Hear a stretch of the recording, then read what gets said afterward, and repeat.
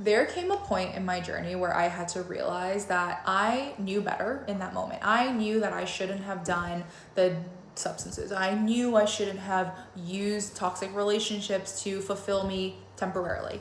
I knew better, but I still chose that decision anyways. And it is very important for you to be honest with yourself, no matter how uncomfortable, no matter how cringy, because that is essentially what we call shadow work. In order for you to face all of the parts of yourself so you can radically accept all the parts of yourself, and that requires you to actually face the things that you don't necessarily want to admit that you did. You don't want to necessarily admit that there were parts of yourself that knew better, but you chose to ignore it because you were feeding into the same habits and the same patterns that you probably grew up with. The same patterns of toxicity and the same patterns of chaos and the same patterns of inconsistent, volatile emotions.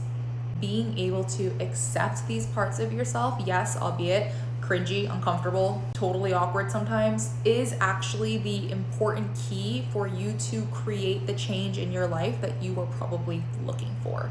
You will create change in your life when you start to radically accept the parts of yourself that you have hidden away in a deep, dark closet in your psyche.